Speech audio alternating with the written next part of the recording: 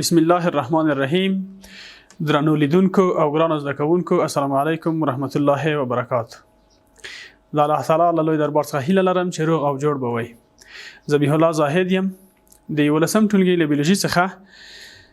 نن دوی مهمه موضوعګانې چې یو یې د میوسیس اهمیت او دویمه موضوع د میوسیس او میتوسیس ترمنځ توپیرونه دي تشریح کوم. په تیرو درسونو کې موږ او تاسو د حجروي ویش او د هغه د پړاوونو په اړه خبرې وکړې. په دې باندې وپوهېدو چې د میوسیس عملیه په دوه پړاوونو کې ترسره کیږي چې یو ته لومړنی میوسیس او دویم ته دویمه میوسیس ویل کیږي. راځو دې ته چې د میوسیس د عملیې اهمیت په څه کې دی. موږ څه ډول کولی شو چې د دې په اهمیت باندې وپوهېږو. د هر څه ځانګړتیا د هر څه اهمیت د هغه د ځانګړتیاو پر اساس یا د هغو د مشخصات او خواص په اساس باندې تشریح کېدلی شي او حس کېدلی شي. د میوسیس عملیه یوه تنقیسي ویشنه ده. د میوسیس په عملیه کې د کروموزومونو کمښت صورت نیسي، یعنی کروموزومونه کمیږي. حجرات د ډیپلوید حالت څخه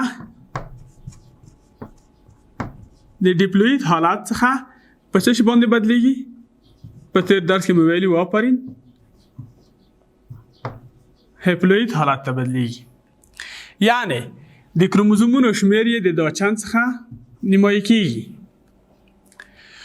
کوم وخت چې مذکر او مؤنث ګمیټونه سره یو ځای شي، مذکر ګمیټ جمع مؤنث ګمیټ، دوی په دې وخت کې القاح صورت نیسي.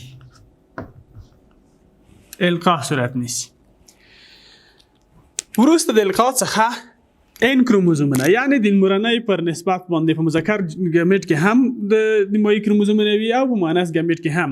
وروسته چې کله القاح صورت ونیسي، د القاح په القاح شوي زایګوټ کې بیا بیرته دوه یعنې دوه چنده کروموزومونه رامنځته کیږي. څرنګه چې په میوسیس ویش کې د سیګریګیشن یعنی اتحاد او جلاوالی صورت نیسي،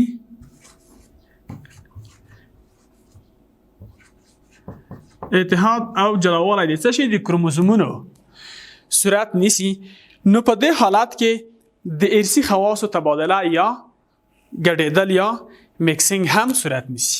په دې کې میکسینګ یا د ارثي خواص موږ تاسو وویل چې په د پروپیز یو مرحله کې په اول د میوسیس اول یا لومړنی میوسیس په لومړی مرحله د پروپیز په لومړی مرحله کې د جوړه کروموزومونو یا د دوه خورنۍ د دوه جوړو کروموزومونو ترمنځ د کروماتیدونو یوه برخه تبادله کېدله، چې دلته د کروماتیدونو د برخه تبادله همدغه کې د ارثي خواصو د انتقال یا د ګډوډۍ یو بل ته د انتقال یا د مخلوطېدو سبب ګرځي. د هر انسان د کروموزومونو شمیر 46 دی. هر انسان څومره کروموزومونه لري؟ شاباس 46. چې په دغه 46 کې 23 له څه څخه دي؟ له پلار څخه، او 23 یې له مور څخه دي. هر انسان 46 کروموزومونه لري چې د دغه 46 څخه یې 23 له پلار او 23 له مور څخه دي. موږ تاسو د میوسیس د ویش ځانګړتیاوې ولوستې. د یو شي په اړه یا د یو شي د بل څه توپیر یا د یو عملیې د بل عملیې سره توپیر موږ د هغو د ځانګړتیاوو په اساس کولی شو. د پورته ځانګړتیاوو څخه موږ او تاسو د هغو اهمیت روښانه کولی شو.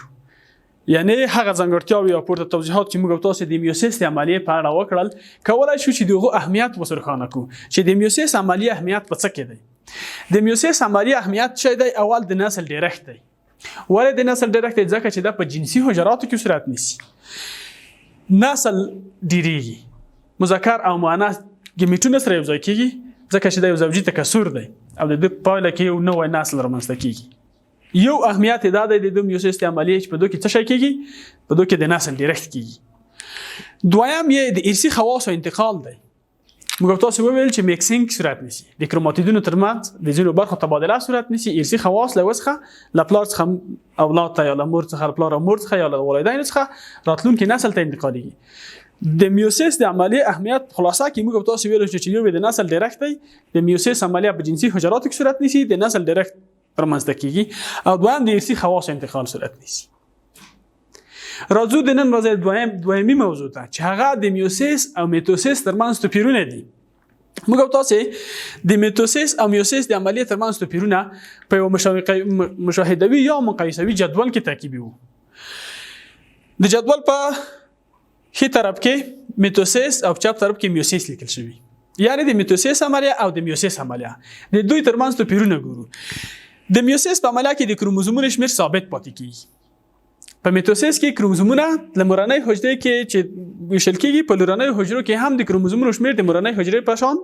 پوره وي خو په میوسیس کې به څنګه دی دلته کروموزومونه پکې نیمایي کېږي لوی توپیر یې دا دی چې د کروموزومونو شمیر کې ثابت او د کروموزومونو شمیر پکې نیمایي کېږي په میوسیس عملیه کې دویم سنترومیر د اناپوس مرحله کې جدا کېږي خو دلته سنترومیرونه په لومړي اناپوس کې نشي جلا کېدلی دلته څه شي کېدل هغه دوه خورني کروموزومونه یعنی 4 کروموزومونه به سره یوځای شوي وو دوه به په یوه جوړه کې دوه په بله کې دلته به دوې جوړې سره جدا کېدل دوه لورنۍ حجرې منځته راځي د میتوسیس د عملیې په پایله کې چې کله د میتوسیس عملیه صورت ونیسي په پایله کې دوه لورنۍ حجرې منځته راځي خو د میوسیس په عملیه کې برخلاف 4 لورنۍ حجرې رامنځته کېږي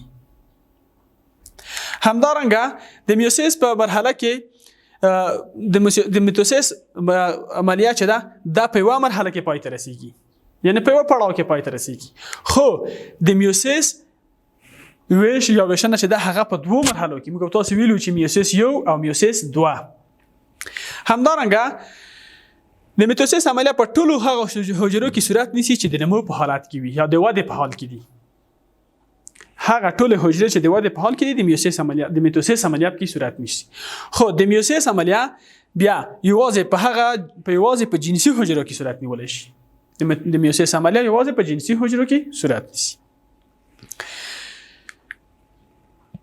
د میتوسیس د عملیې په پایله کې یا په نتیجه کې واده او ترمیم صورت نیسي د زخمونو واده جوړېدل یا د ژوندي موجود واده او نمو کېدل لویېدل خو د میوسیس د عملیې په پایله کې د نسل ډایرکټ صورت نیسي د موږ تاسو د نن ورځې درس او د ټول فصل درس په دې ځای کې پای ته رسیږي په تیر فصل کې موږ تاسو ولوستل بالکل د حجروي دوران او حجروي ویش د حجروي ویش په اړه بیولوژي پوه ویرشوب څېړنې کړې وې او موږ تاسو په دغه پیلو چې د شمزۍ لرونکو بدن یا د شمزۍ لرونکو حیواناتو بدن د 2 ډوله حجراتو څخه چې جسمي او جنسي حجرې وي په دوه باندې وپوهېدو وروسته راغلو حجروي ویش مو ولوستل حجروي ویش مو په 2 برخو باندې وویشو چې یو مستقیم ویش وو او بل غیر مستقیم ویش مستقیم ویش ته امیتوسیس وي غیر مستقیم ویش ته میتوسیس وي راغلو غیر مستقیم ویش مو داسې ولوستو چې یوه حجره راسن په 2 لورنیو حجرو باندې بدلېدله بیا وروسته د هغو څخه موږ تاسو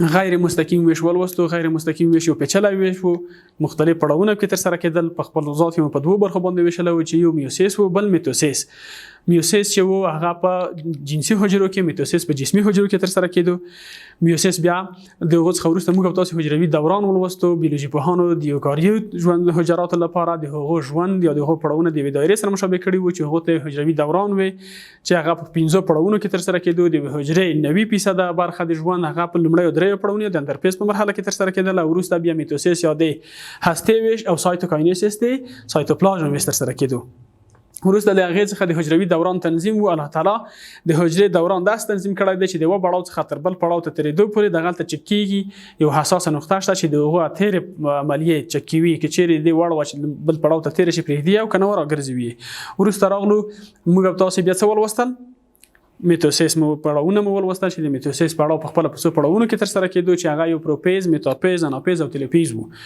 وروسته له هغې څخه د میتوسیس په عملیه کې له یوې حجرې څخه 2 لورې حجرې رامنځته کېدې یا 2 لورنۍ حجرې رامنځته کېدې چې په 2 لورنیو حجرو کې به هم د کروموزومونو شمېر د مورنۍ حجرې پر سره سم یا ثابت و وروسته د هغو څخه موږ تاسو د میوسیس عملیه ولوسته چې دا یوه تنقیسي ویشنه وه په هغو کې د کروموزومونو کموالی رامنځته کېدو د میوسیس عملیه په دوه پړاوونو کې ترسره کېدله چې یو یې میوسیس دویم برخه میوسیس دویم و. همدارنګه موږ تاسو په تیر درسو کې د سایتوپلازم ویشنه هم وویل چې د سایتوپلازم ویش چې هغه په حیواني او نباتي حجرو کې فرق وو. په حیواني حجراتو کې سایتوپلازم ویش چې و د برون طرف نه شروع کېدو د داخل په طرف، او په نباتي حجراتو کې د داخل طرف نه د برون په طرف باندې شروع کېدو. بیا مو د میتوسیس او د میوسیس اهمیتونه ولوستل. د میتوسیس اهمیت موږ ته دا و چې وده، نمو، د زخم جوړېدل، او همدارنګه په میتوسیس په اهمیت کې موږ تاسو په دوه باندې وغږیدو چې میتوسیس اهمیت د میوسیس عملیات چې هغه د نسل ډایرکټ وو، د ارثي خواص انتقال وو. په وروستۍ برخه کې چې نن مو ولوستل آخري موضوع د نن درس و د میتوسیس او میوسیس ترمنځ توپیرونه وو. راځو د نن ورځې لپاره مو تاسو ته پوښتنې چمتو کړې د کورنۍ وظیفې په ډول باندې، او د راتلونکي درس لپاره تاسو ته سپارښتنه دا کوو چې د راتلونکي ورځې درس موږ تاسو د بیولوژي دریمه برخه شروع کیږي. د زولوژي برخه ده د بېشمزۍ یا د ملا د هډوکي چې نه لري یا هډوکي نه لرونکي یا کړۍ نه لرونکي حیوانات دي، دغه په اړه به تاسو مطالعه وکړئ. راځو د نن ورځې د دغه ننني درس پوښتنو ته یا کورنۍ وظیفې ته. اول د تیر په څیر موږ تاسو پوښتنې سره ځواب دي. اوله پوښتنه د میوسیس عملیې په پایله کې کومه پیښه صورت نیسي؟ اول ځواب کې راته ویل شوی نمو او وده صورت نیسي، په دویم ځواب کې راته ویل شوی د نسل ډایرکټ صورت نیسي، په دریم کې راته ویل شوی د زخم ترمیم صورت نیسي، او بل اخر په څلورم کې راته ویل شوی چې هیڅ یو، یعنی دغه هیڅ یو دا معنی چې دغه درې وړه غلط دي، په دوه کې کوم عملیه صورت نه نیسي. خو تاسو د ویډیو په کتلو او د درس په زده کولو سره لیدلې دي چې په دوه کې کوم عملیه صورت نیسي. سم ځواب یې په نښه کړئ. دویمه پوښتنه، د میتوسیس د عملیې په پایله کې د کروموزومونو شمیر څه ډول کیږي؟ په اول ځواب کې ویل شوی کمیږي، په دویم کې ویل شوی زیاتیږي، په دریم کې ویل شوی دوه چنده کیږي، او په څلورم ځواب کې ویل شوی ثابت پاتې کیږي. چې تاسو به د درس او ویډیو په لیدلو سره د دوه لپاره هم یو مناسب ځواب په نښه کړئ. د موږ تاسو د ویډیوګانو لړۍ جریان لري. راتلونکي ویډیو به ان شاء الله د بېشمزۍ حیواناتو په اړه وي او د هغو د سیستمونو پرتله به وي. درسونه وګورئ، د هغو په اړه هم معلومات ترلاسه کړئ. دا و د موږ تاسو د نن ورځې درس. تر بیا مو په الله تعالی سپارم. ښه او بریالي اوسئ.